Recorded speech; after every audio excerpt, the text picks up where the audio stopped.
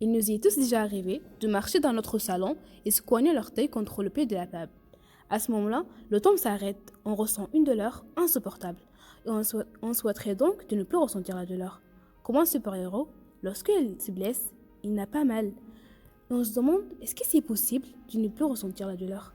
Bienvenue, ici c'est les biologistes. Il peut être difficile de définir qu'est-ce que la douleur, mais on peut être d'accord que cette expérience désagréable est associée à une lésion tissulaire.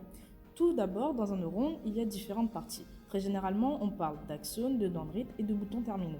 Tout le long de l'axone, on va retrouver dans la membrane des canaux sodiques qui s'ouvrent dès que le voltage dépasse un seuil donné et laissent alors passer des ions sodium.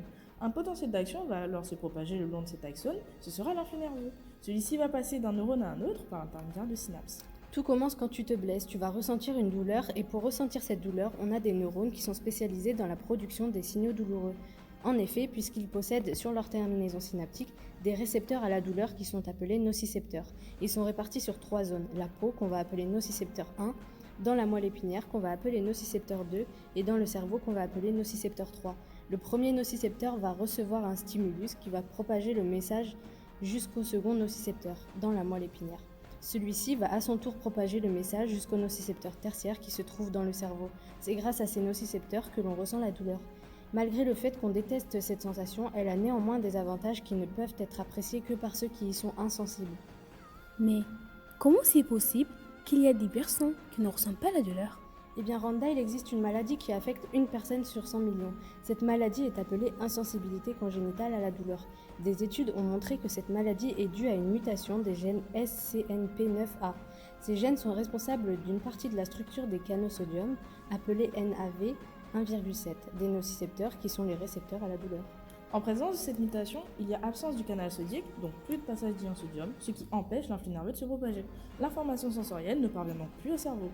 Le diagnostic est compliqué et parfois arrive très tard, car les personnes atteintes ne ressentent pas la douleur. Le diagnostic est très compliqué chez les enfants et observable que par les parents. L'insensibilité congénitale à la douleur est une maladie génétique incurable.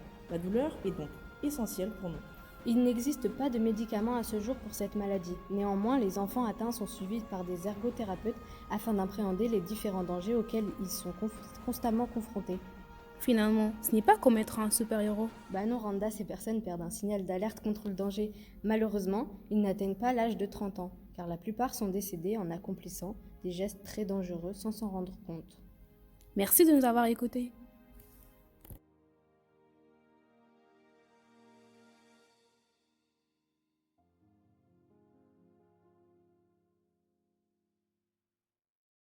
Created using Powtoon.